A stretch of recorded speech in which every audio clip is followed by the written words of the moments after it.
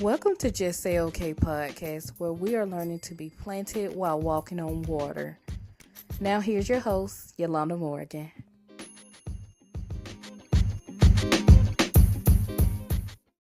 Hey, y'all, welcome back to another exciting episode of Just Say Okay podcast, where I'm your host, Yolanda Morgan. And if this is your first time tuning in, go ahead on and hit that subscribe button and that follow button. All of the above button.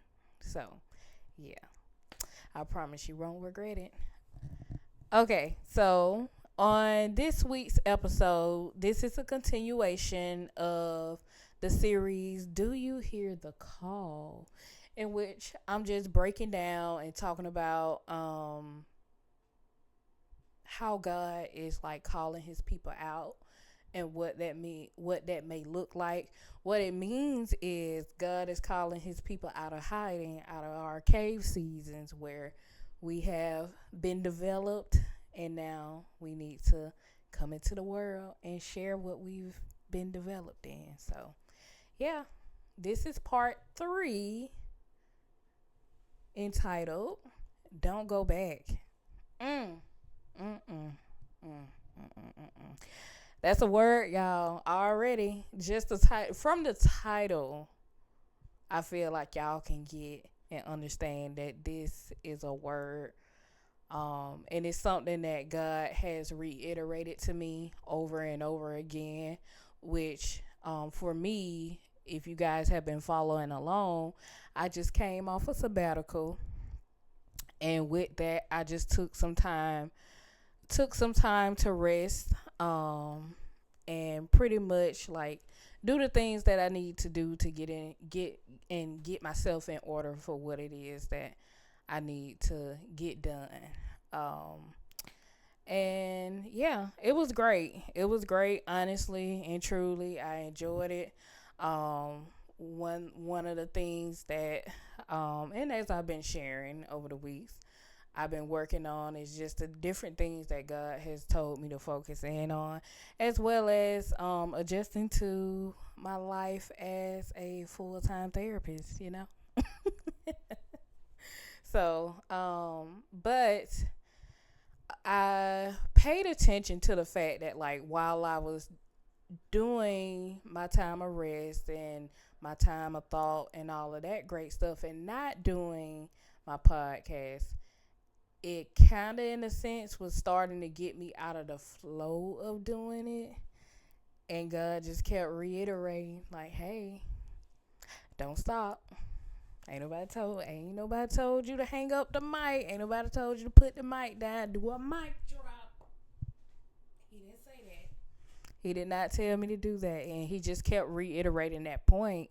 And in a sense, it's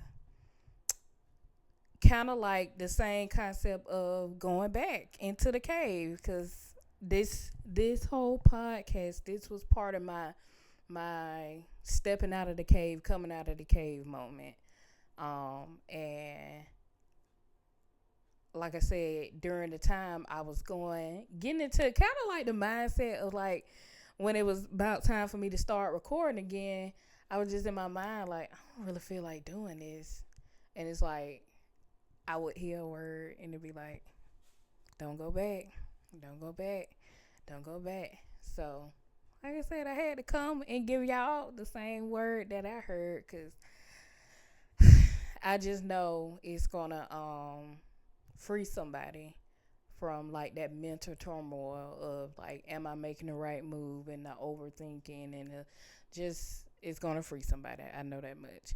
So, uh, like I said, just to start off, one of the things that God has been working on me with, and a couple of other people I know, is making sure, like, you're focused on moving forward in what he wants you to do. So when it comes to don't go back, is it could be two different meanings. So it could be, number one, what I just said, don't go back into your cave season after he has brought you out.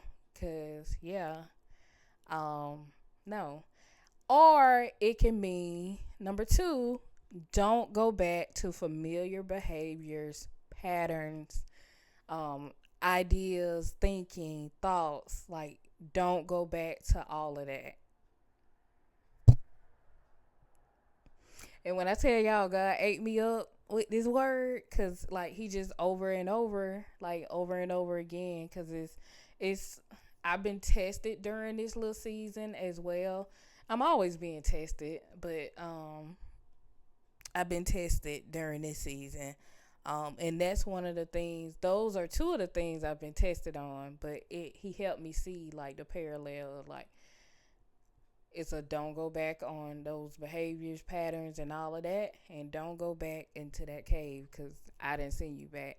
And even if you want to look at it from the standpoint of scripture, um, you can look at it from two different things. So number one, so don't go back to the cave is the message that got me going to going in this series is the story of Elijah.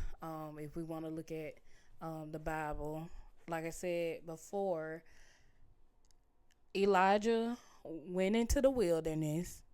Also can be known as excuse me as a cave season, or some sort of a cave season, but either way, it was the wilderness. He went up there because he was afraid. And with that, with him being afraid, he's like, "Oh God, I just don't know. I did the things that you told me to do, and now like I'm getting all this pushback from people. So now, like I don't know what to do." But in that instance, he put himself there, and God kept him. He was like, "You know what? I get that you tired. You did do what I asked you to do. So let me give you rest. Because you can't give up. I give you rest, but you're not going to give up." So he was there, and then he stayed there, if I'm not mistaken, 40 days, 40 nights. And after that, he left the wilderness. Yeah, he left the wilderness. And then he came to another spot, and he went into a cave. And in that cave, God like, "Okay, now I kept you over there. You was good over there, and you came out, and you did what you needed to do. You rested and all that good stuff, but I still have work for you to do." So within that cave, like God came and talked to him, like, "What are you doing here, Elijah? Literally, what are you doing here?" And after he talked with God, he had to leave because, again, he had work to do. And God let him know, like, "I love you, my son, but you got stuff to do. Like, I have given you everything that you need, and done everything within you that you need to have done. So now it's time to go out there into the world and do the things that I told you to do." So that's one instance, another instance one instance, excuse me, of not going back to what God has brought you out of. The second instance is the instance of the story of Saul. So with Saul, the thing was with him, he actually, God had instructed him and let him know, like, "Hey, what you need to do and what I want you to do is kill all the mediums and stuff like that in the land." And the reason why he told him that is because essentially mediums are perverting the gift that God gave them. God gives you a gift, but he don't give it to you to use in the sense of what they are using it in. Essentially is kind of turning it into essentially witchcraft. So, and that's why God told him, like, "Hey, them boys gotta go." They can't be here. So he instructed Saul to kill everyone in the land. And it's so funny because Saul was disobedient in that, because he actually ended up letting one of the mediums live. He ended up letting one of them live, and she ran away and never to be heard of, quote unquote. Um, but what's funny is, like I said, God already had explained to Saul, like, that behavior, that stuff that people consulting mediums is detestable in my eyes. That's not pleasing to me. So it gotta go. Um, but like I said, Saul, and if you know the story of Saul, Saul had got the message that, like, oh, David will be taking your spot, and because of that, he just became so fearful, and so, like, I don't know, like, he was doing everything but turning to God in order to hold on to his kingdom and the stuff that, like, God had God had given him and all of that good stuff.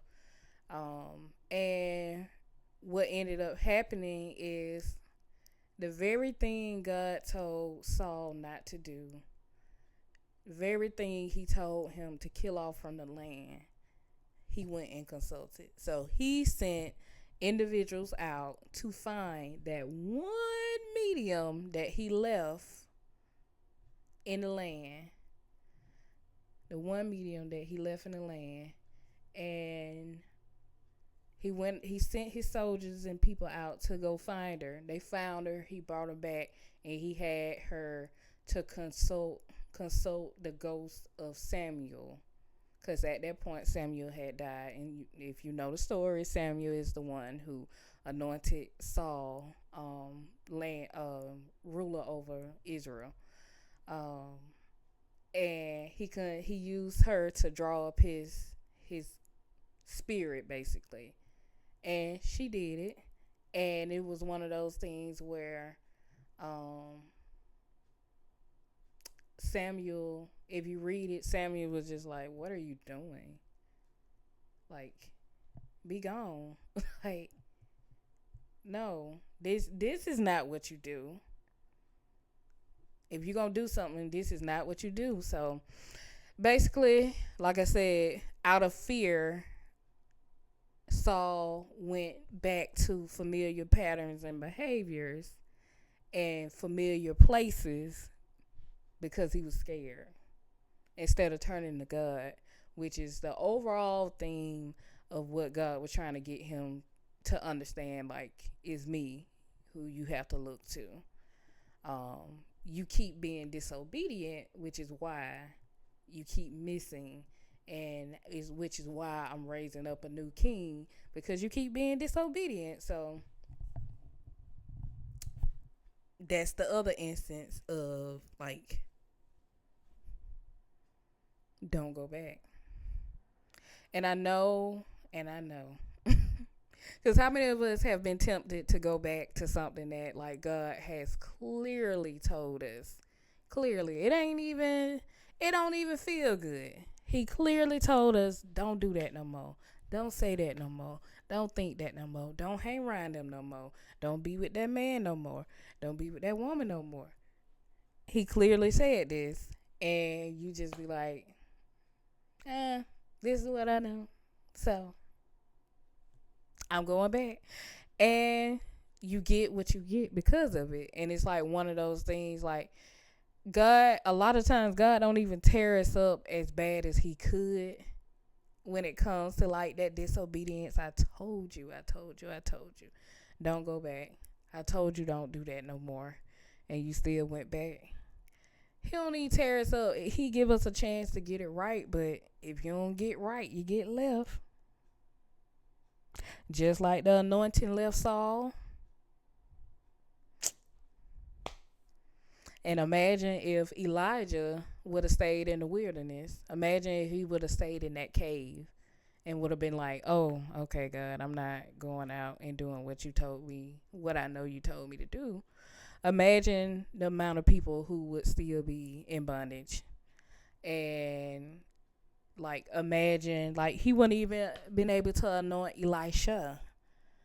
He wouldn't have been able to, it wouldn't have been none of that took place. And you, if you know the story of Elisha and all the great works he did, like it would have been none of that if he would have stayed and remained in the same, in the familiar. So to my people who have been called out by the Lord, don't go back. Because it's imperative that you do exactly what it is that he's telling you that you need to do. And I know it's easier said than done because we always like to go back to default settings. Especially if we get a little pushback or if we experiencing some type of warfare or because a lot of times, and that's one of those things as well, you have to pay attention to when you're actually getting like real pushback versus when it's spiritual warfare. Because spiritual warfare is not going to be won with the physical. It's going to be won with the spiritual. So you got to pay attention to that as well. But like I said, it's imperative that you don't go back. Like I said, the past and the familiar is tempting. It's easy for you to want to go hide yourself again. But when God says it's time to come out, it's time to come out. And you don't want it to be a thing where he forced your hand. And now you do have to experience hardship because you wouldn't come out the cave. You wouldn't come out of hiding. Now he got to force your hand. Or, because essentially you're being disobedient. So when you won't come out, guess what God does? Like with Saul, when you won't be obedient, he'll raise somebody else up to do it. And then you'll be looking and you'll be like, oh, I had that idea. Oh, I wanted to do that. Oh, I said I was going to do that. Oh, well, he gives you opportunities to do it and to get it right. And because of your own mental in the way, you miss it.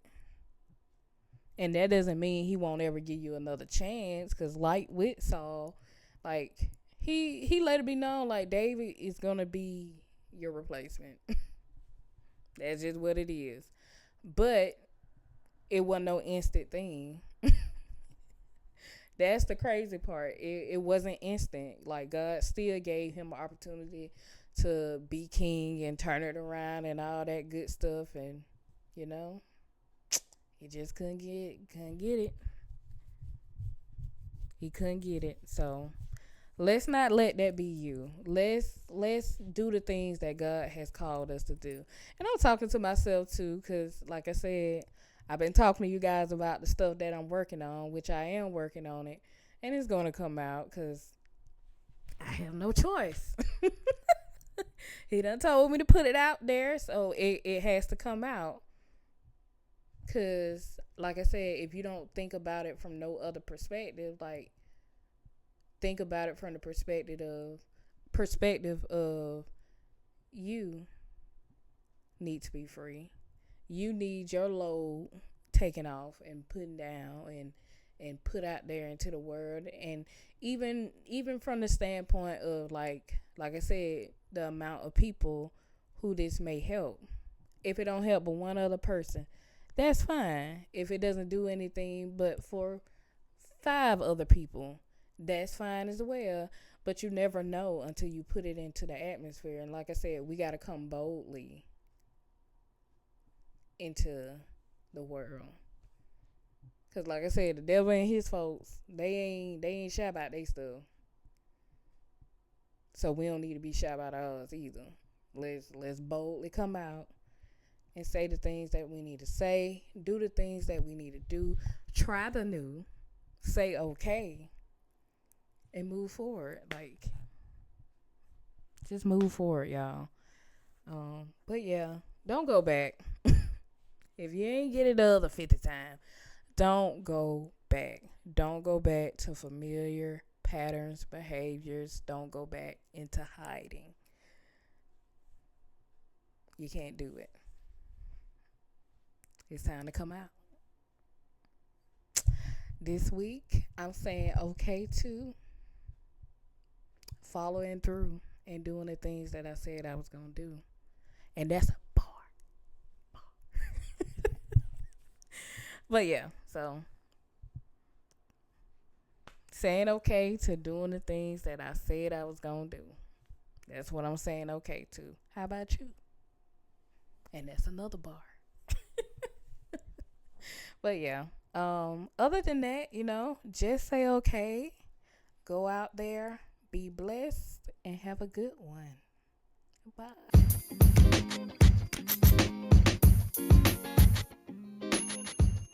Well, look at you staying the whole time. Thank you for tuning in to Just Say Okay podcast. If you would like to reach me, you can follow me on Instagram at justsayokaypod_, or you can email me at okgodpod@gmail.com. And as I said before, ain't nothing to it but to do it. Just say okay, y'all. Have a good one.